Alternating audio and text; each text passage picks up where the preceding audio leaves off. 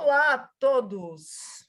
É um grande prazer hoje no nosso canal Café e TCC, o canal de utilidade pública aí, falando de saúde mental para você que está assistindo, e também, né, apresentando nossos profissionais, psicólogos e psicólogas atuantes na saúde mental, profissionais experientes, meus colegas.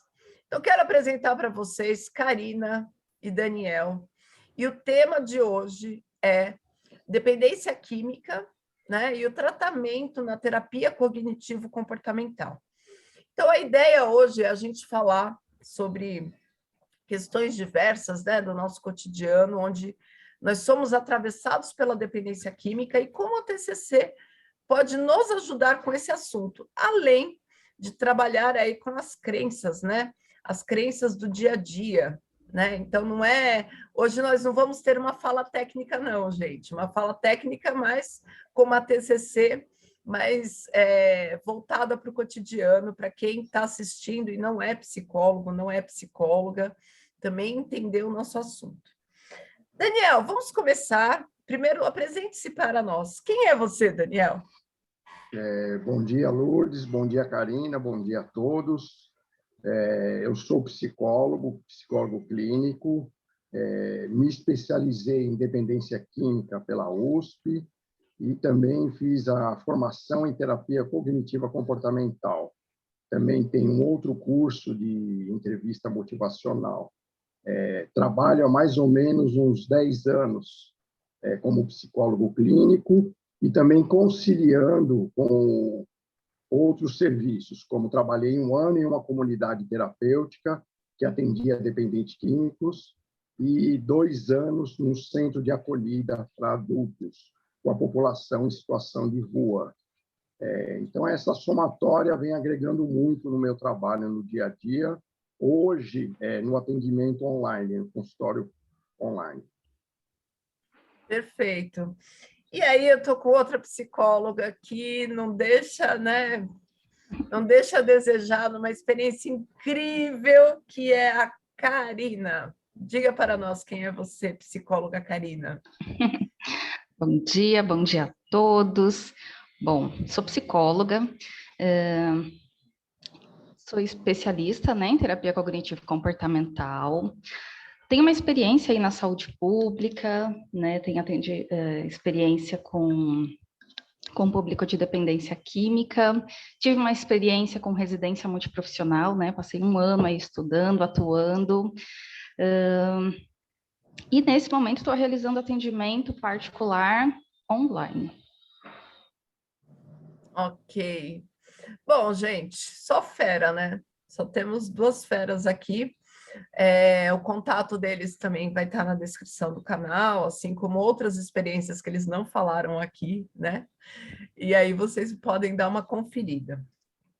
Bom, para começar, eu queria perguntar para o Daniel, né? Daniel, eu sei que você anda estudando bastante essa influência da mídia, né? Uhum. Até porque nós temos muitos jovens, e o jovem, ele tem aí um fator de risco muito grande para transtornos emocionais, né? Transtornos de humor, quando ele entra em contato com drogas, substâncias, né? E até o uso de álcool. Conta um pouquinho para a gente, o que você está estudando, suas percepções e, enfim, o que você anda vendo na televisão e esses estudos que você vem fazendo?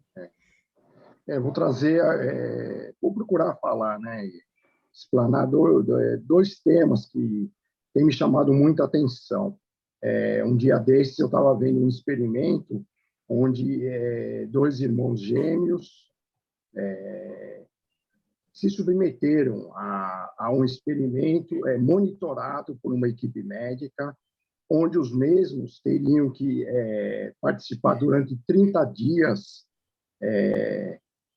de um evento, sendo que um iria beber, fazer o uso da bebida de forma contínua, ou seja, todos os dias, e o outro somente aos finais de semana.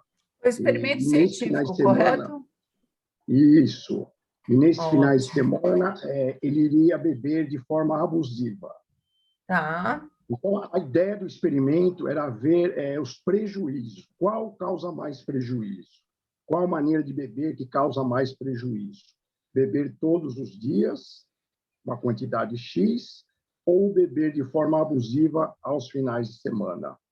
Então, foi realizado, né, exames clínicos antes, durante e depois desse experimento. E a conclusão é que chegaram que praticamente não havia diferença. E se houve alguns detalhes, pendeu mais para aquele que bebeu somente aos finais de semana de forma abusiva. Eles se surpreenderam, porque até então o que se pensava é que aquela pessoa que fazia o uso diário apresentaria sinais, né, nos exames, dando alterações. E não foi isso, foi ao contrário. E, dando continuidade a isso, me chama a atenção as festas realizadas durante esses programas de reality show. Que todo mundo gosta, né? Me desculpe interromper, mas há muitos anos caiu no gosto popular os reality shows no mundo inteiro, né? E é um público muito jovem que assiste. E às vezes a gente fala, eu não estou deixando meu filho ir para a balada, mas ele está vendo na TV. Pode falar, por favor. E é isso mesmo, Lourdes. E me preocupa a mensagem que é passada, né? Ela é subliminar, ela é oculta, mas há uma mensagem ali, né? Uma mensagem de que para eu me divertir e em qualquer festa tem que estar associado ao uso do álcool, né? Das bebidas alcoólicas. Me parece que uma festa que não esteja, né, fazendo uso, ou que não tenha bebida alcoólica, essa festa é uma festa triste, sem euforia, sem graça. Isso, sem graça, né?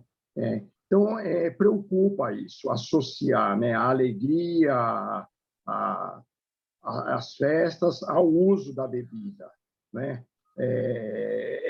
É uma crença que está sendo instalada, né, e empareada com o uso da bebida, né? Outra situação que me chama a atenção é a forma como essa bebida é consumida nessas festas. A gente chama de binge, né? Que é o beber episódico numa situação e de uma forma abusiva. Então, lá tem as medidas, né? 5 drinks, a partir de 5 drinks para os homens, a situação é de risco. E para mulheres, a partir de 4 drinks, é uma situação de risco. Sendo que um drink equivale a mais ou menos uma latinha de cerveja de 350 ml, ou um copo de vinho de 150 ml, ou um copinho de destilado de 50 ml. Se a gente observar, durante essa festa, que vai por volta de meia-noite, vai até umas 5, 6 horas da manhã, é consumido muito mais do que 5 para homens e 4 para mulheres. Sim. Quais as consequências que isso traz? Para o corpo, né, alterações em quem é diabético, hipertensão, se colocar em risco, violência, sexo sem preservativo. Sexo de risco, né? DST, gravidez indesejada, são vários os riscos, né? E isso não é falado, não é divulgado, né? Sim. Mostra o lado bonito, o lado lindo da coisa, e sendo que a mesma sociedade que acha engraçado e que aplaude é a mesma que vai criticar quando ela está num restaurante e um indivíduo se embriaga e causa algum mal-estar. É a mesma que vai criticar aquele que bebe de forma abusiva, né? Então, a sociedade ela tem essa ambivalência, mas só é mostrado um lado, né? O lado do que é bonito, do que é prazeroso. Sim, é mais ou menos isso.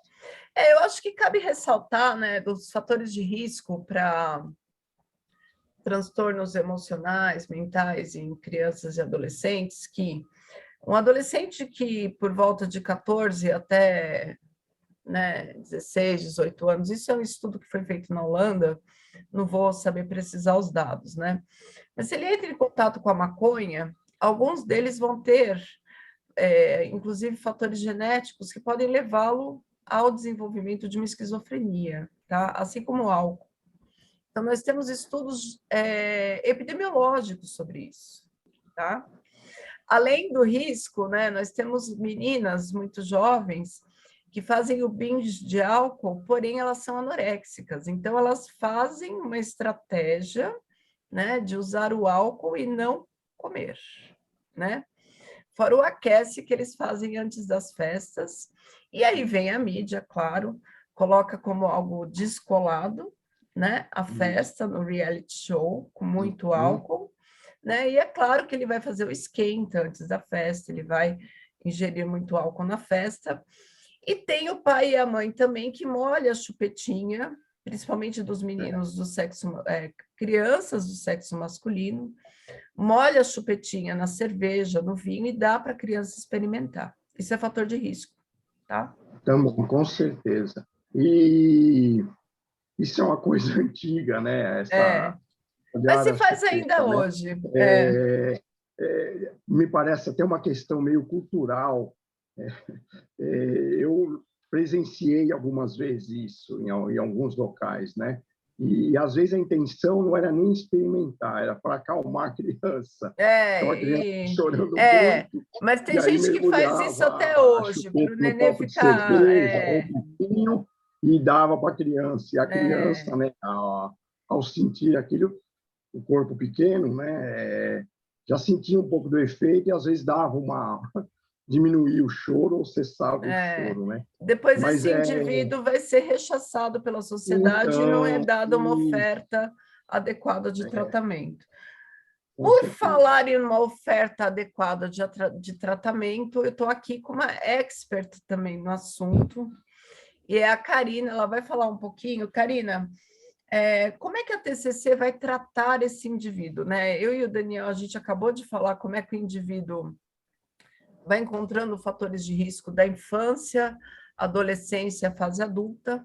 Então, vai chegar um momento que ele vai encontrar o tratamento, né? Não tem jeito, está espalhado a substância e o álcool, né? A gente sabe que boa parte da população, se não quase que mais da metade da população vai entrar em contato com isso. Como é que vai tratar na TCC? Eu acho... Bom, acho que complementando isso que vocês estão trazendo, né, acho que é importante a gente lembrar que quando a gente fala de dependência química, às vezes vem no nosso imaginário aquele estereótipo da pessoa que já está no uso super intenso, prejudicial, aquela pessoa em situação de rua, né? E não, né? Então, assim, tem uma, né, a gente pode pensar numa analogia aí com aquele gradiente de cores, né? Desde o branco até o preto tem várias tonalidades. Então, a dependência química também caminha nesse contínuo de gravidade, né? Então, desde a pessoa, como no estudo que o Daniel trouxe, né? Tem gente que usa um pouquinho todo dia, tem gente que usa de vez em quando, mas quando usa dá estrago, né? A gente fala, né, da PT. Tem várias formas, existem várias formas de se relacionar com as substâncias, né? E lembrando, né, das substâncias lícitas e ilícitas, né? Porque às vezes tem esse preconceito mesmo entre os usuários, né? De que às vezes o dependente do álcool tem preconceito com usuários de outras substâncias, porque, não, mas eu só uso, né, eu só uso cachaça. O problema é o cara ali que usa a cachaça, pedra, não né? não é uma substância que altera a consciência, né, na cabeça dele. Exatamente. Então, assim, é importante a gente olhar para isso, né, para a relação que cada um mantém com a substância, porque o que importa, no fim das contas, é o prejuízo que isso traz para a vida, né? Então, mais importante do que rotular é olhar cada um de nós para os nossos hábitos e pensar, essa relação que eu estou tendo com essa substância está me fazendo bem, está me atrapalhando, né? E pensando na questão do tratamento, né, partindo do pressuposto da terapia cognitivo, a terapia cognitivo-comportamental, ela trabalha com o pressuposto de que as nossas cognições, né, pensamentos, imagens, lembranças, o ideal que a gente cria de algumas coisas, isso vai influenciar como a gente se sente, tanto emocionalmente como a nossa fisiologia, e dependendo de como a gente se sente, isso vai influenciar os nossos comportamentos. Então, Certo. trazendo isso para esse paralelo da dependência química, dependendo do que eu penso da substância, né? Então, de novo, com os exemplos que vocês trouxeram, se eu vejo uma galera linda, esteticamente falando, fazendo Claro. uso de álcool, e eu, exatamente, muito descolada, muito moderna, muito legal, se eu vejo essa relação que essas pessoas têm com álcool e eu começo a achar, né? Ter ideias sobre, poxa, isso é bacana, isso é legal, o álcool me relaxa, ou outra substância qualquer vai fazer eu me sentir de forma X, Y, Z, isso vai mexer com o meu emocional, né? Sim. Essas crenças vão influenciar tanto, digamos assim,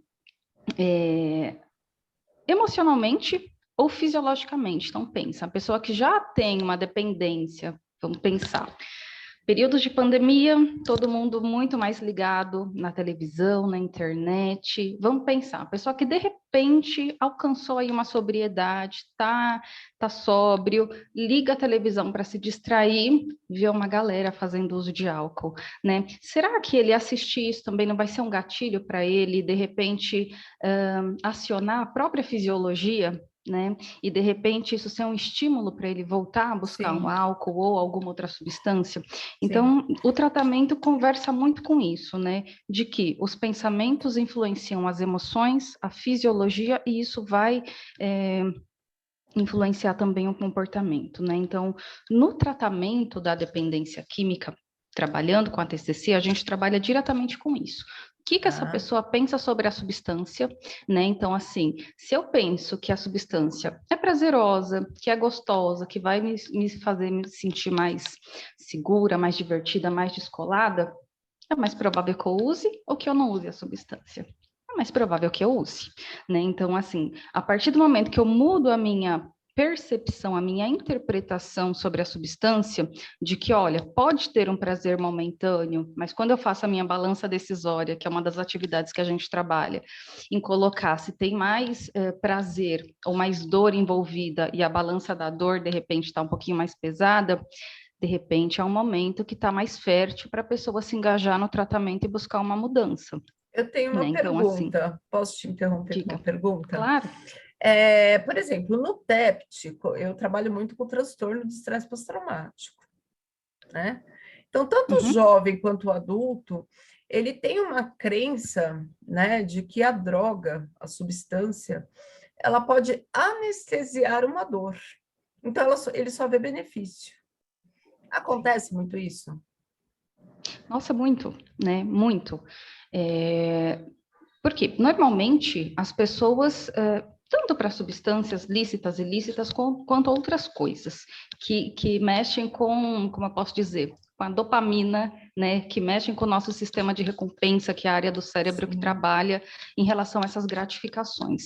Normalmente, a gente presta muito mais atenção na gratificação, no prazer, e normalmente uso de substâncias, de fato, anestesiam, né? Só que é um prazer, é uma anestesia momentânea, temporária, artificial, que vai passar e a dor vai voltar. Assim como para a Exato. pessoa que usa a substância para ansiedade, para depressão, alivia, mascara na hora, mas depois quando vem pior o Volta tudo sofrimento, de novo. né? Então, assim, acaba sendo, isso é o que a gente chama um pouquinho na terapia de estratégia compensatória. A gente compensa Isso. uma dor com o uso da substância. Sim. Mas, assim, funciona? Funciona, mas, de novo, é temporário, é artificial, e o preço que se paga por esse uso, às vezes, normalmente, na maioria das vezes, é um preço muito caro, né? E é esse raciocínio que a gente tem que trabalhar no tratamento, para a pessoa Sim. avaliar a curto, médio e longo prazo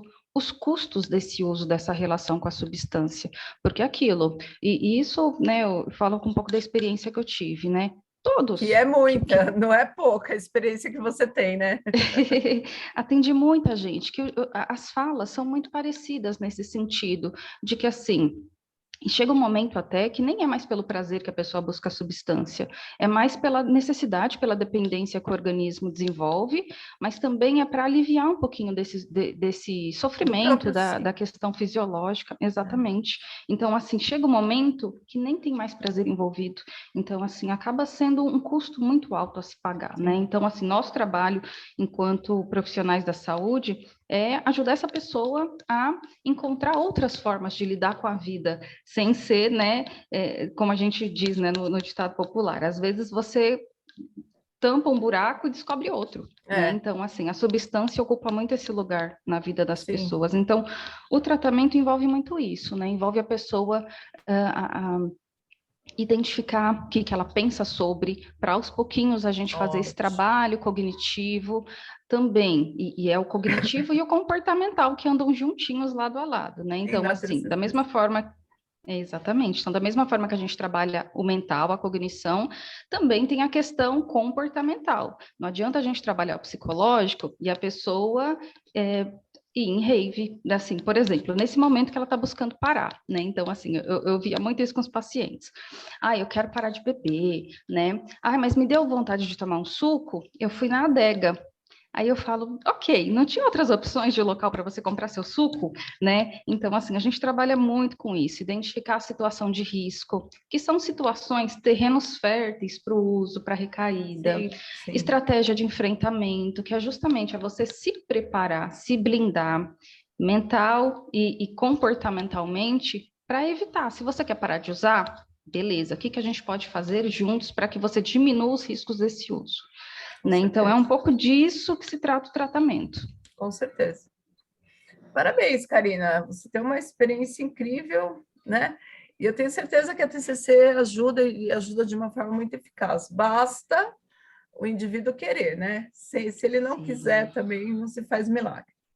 Exatamente. Daniel, como é que é essa questão das crenças do dependente químico? E eu queria que você falasse um pouquinho da violência cruzada, que é minha área também posso falar. Mas como é que são as crenças centrais e intermediárias desse dependente químico e qual é esse universo que ele vai entrando em contato, principalmente na fase adulta, aquele cara que vai ali em contato em busca da droga, quando ele está mais na fase adulta, né? Não é só quando o coleguinha traz, mas quando ele vai buscar. Como é que ele vai de encontro a esse ambiente de risco também? Que não é só a adega, mas são outros espaços. Que você trabalhou com a população de rua, né? E outras populações. Essa experiência você tem, experiência magnífica. Eu queria que você abordasse um pouco isso também, e essas crenças, né? Sobre a substância, a crença que ele tem sobre ele mesmo, o que a substância causa. Por exemplo, vou cheirar cocaína para chegar naquela garota. Como é que é isso? Então, vamos lá. Ele acaba desenvolvendo duas crenças, né? Uma a respeito de si e outra a respeito da droga, da substância psicoativa. Ótimo. Então, vamos lá. A respeito de si, aquela coisa de se ver como, às vezes, um incompetente, alguém que não tem, tem dificuldade de realizar tarefas, se vê muito frágil, muito coitadinho. Então, essa eu coloquei aqui algumas aqui, né? Eu não sou desejável. Então, crenças que distorcidas numa visão de si próprio, que acaba deixando ele bem vulnerável. E aí, né, nessas experiências, primeiro a dinâmica familiar, depois na escola. Ao sair para o mundão, ele começa a observar existe um grupo lá, um certo grupo que que caminha às margens da sociedade. E fazem o uso... Isso independente de classe socioeconômica, né? Porque tem o filme O Johnny Estrela, que explora muito bem essa questão. Meu nome não é Johnny. Meu nome não é Johnny, desculpa. É o Johnny isso aí. Estrela, a professora, eu e a Lourdes sempre é. Não. Então, já com essa vulnerabilidade, ao encontrar, né, esses grupos, ele também começa a criar crenças distorcidas sobre que esse grupo é um grupo descolado, é um grupo que intimida os outros, então é um grupo que passa a sensação de superpoderes, né, de intimidação, de descolados, de extrovertidos, que têm facilidade de conversar, no caso dos homens, chegar nas meninas, no caso das meninas, ele talvez ser mais atraente, mais descolada, também de chamar a atenção dos homens. Se soltar no já baile começa, funk, né? Hoje a gente percebe muito isso no baile funk, né? Esse compartilhamento de tirar roupa, de se solta, né? E outras músicas também, não de é só o funk. transgressões, né? Da transgressão, perfeito. Da transgressão, de transgredir, né? É isso. E aí vão construindo essas crenças, né? Primeiro a respeito de si, depois a respeito daquela substância. O álcool, eu sou muito tímido e quando eu bebo, eu fico mais soltinho e consigo, o que eu desejo, eu consigo ir atrás, ir buscar, né? A cocaína, ele começa a criar uma crença de que, na verdade, ela é um estimulante do sistema nervoso central.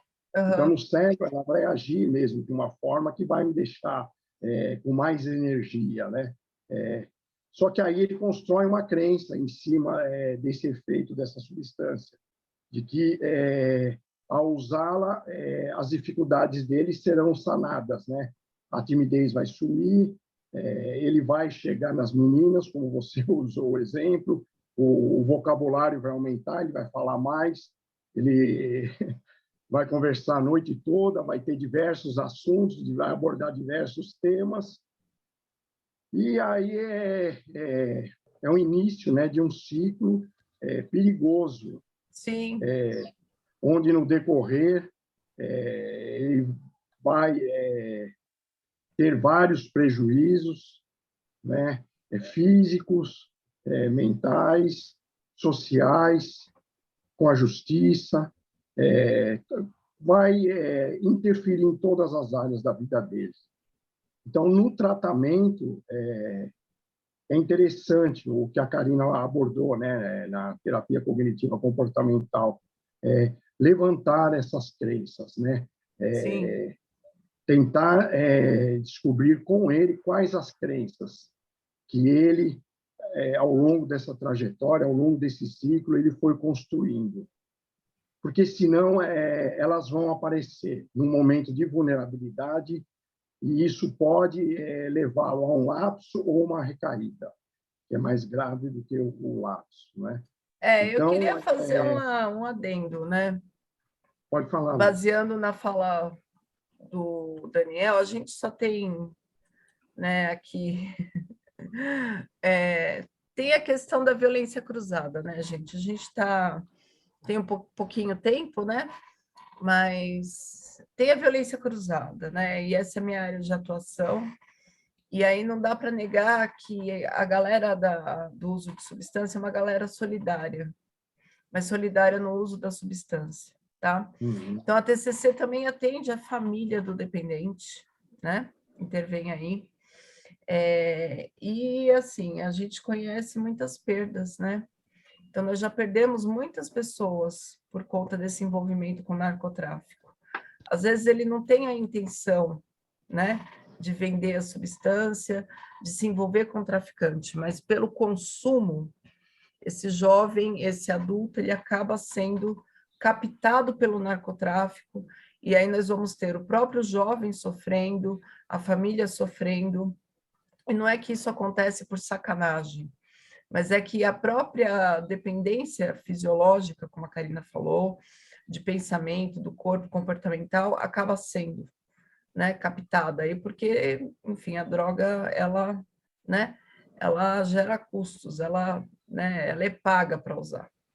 Gente, nosso tempo, né, de gravação tá um pouco reduzidinho, eu queria que vocês falassem um pouquinho aí, né, umas últimas palavras sobre esperança aí no tratamento e se colocasse à disposição para quem quiser procurar vocês aí para terapia, não só na dependência química, né? Somos todos terapeutas cognitivos comportamentais. E já vou agradecendo a presença de 2 experts aqui no Café com TCC, tá bom? Fique à vontade.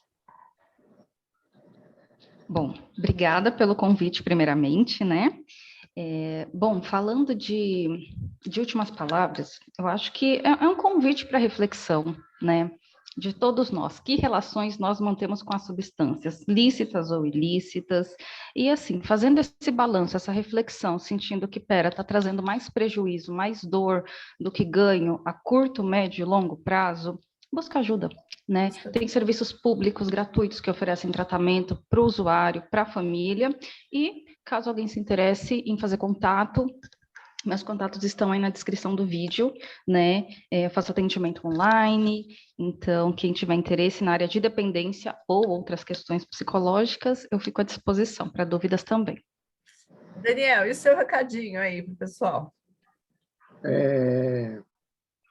Quero agradecer, né, a você, Lourdes, pelo convite, a Karina também, agregando mais conhecimento, mais informação a respeito desse tema, né, a dependência química. Eu costumo frisar, né, o que é dependência química? É uma doença do cérebro, é um transtorno mental. Não é fraqueza, não é um defeito de caráter, é um transtorno mental, né, onde o indivíduo tem as suas vulnerabilidades, né, e ao fazer o uso, começando de forma esporádica, episódico, depois de um certo momento, devido a essas vulnerabilidades, passa a um uso abusivo e alguns acabam desenvolvendo esse transtorno. Então, é olhar como uma doença que ela é, um transtorno mental, e buscar, sim, um tratamento, porque sem o tratamento é muito difícil.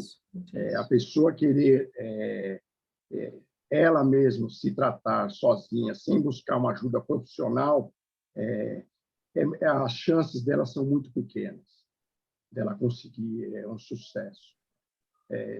Eu me coloco à disposição, no momento estou morando em Santos, e atendimento, no momento, atendimento online também. Tá certo. Bom, eu quero frisar que a Karine e o Daniel são especialistas, né? Também atendem alta complexidade, né? Assim como eu falei, transtorno de estresse pós-traumático, porque a dependência química, ela acaba trazendo indivíduos só dependente químico, né? Só a compulsão, traz transtorno de humor. Então, a pessoa que atende a dependência química, ela atende de tudo. Porque a TCC, ela vê o indivíduo como um indivíduo biopsicossocial histórico, tá? Então, eu fico muito grata aí de estar dividindo essa experiência com colegas que atendem tantas complexidades assim como eu, tá? Eu faço essas perguntas, né, porque eu me interesso muito pela área de epidemiologia. Eu queria só que a Karina comentasse rapidamente um pouquinho de dados da OMS e a pergunta: você acha que aumentou a dependência química na pandemia, quando nós ficamos confinados, Karina? Boa pergunta, né? Então, assim, o último relatório lançado de dados, pelo que eu vi, foi de 2019, né? Dizendo que temos em torno de 37 milhões de usuários no mundo, né? Isso em 2019. Então, assim, eu acredito que no decorrer da pandemia, esse uso com certeza se intensificou. Não tenho dados, né, para apresentar, mas pela dinâmica, pelo que a gente observa, né, acabou sendo um cenário e ainda está sendo de muito sofrimento, de muita vulnerabilidade para a maioria das pessoas, né? Então, assim, acaba sendo um fator de risco generalizado. Sim, sim. Então, aí mais um dado, né? E uma outra questão, né? Se você perceber que o seu filho, adolescente, jovem adulto, criança, né? Criança mesmo, gente, se tá um pouquinho diferente, vai dar uma olhadinha na mochila, bate um papo, né? Em vez de dar aquele tapinha no bumbum, né? Não use uma linguagem violenta, vamos bater um papo, tá? No setor da Unifesp também tem, né, os setores, tem a Uniad, tem setores que abordam aí a dependência química, tem páginas na internet. Daniel, você lembra qual setor da Unifesp que trabalha com a questão de dependência química, ou Karina? É a Uniad, né? É a Uniad Uniad. Na USP, o GREA, né? Isso. Dentro do isso. IPQ, lá, do Instituto de Psiquiatria da USP. Lá tem a pessoa, que ali é território, mas ela pode ligar lá e se informar se o território dela é atendido lá, e se não for, eles indicam, informam.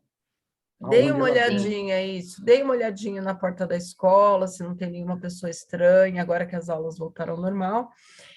Cabe ressaltar que a Karina está deixando produção intelectual para a gente ler na descrição do vídeo, né? Os contatos e a descrição dos nossos convidados estão lá. Novamente agradeço a presença de vocês, é um prazer enorme ter especialistas tão gabaritados aqui no Café com TCC. Lembrando que a proposta do canal é exatamente essa, né? Prestar informações de cunho popular, né, sobre esses temas que são necessários e deixar o contato, né, dos nossos especialistas. Se você estiver buscando psicoterapia, buscando informações, nossos contatos estão na descrição do canal. Então, um bom dia, uma boa semana a todos e uma ótima semana aí. Quer se despedir, Karina, né? Então tá bom. Tchau, É isso, tchau. gente. Obrigada. Tchau, tchau.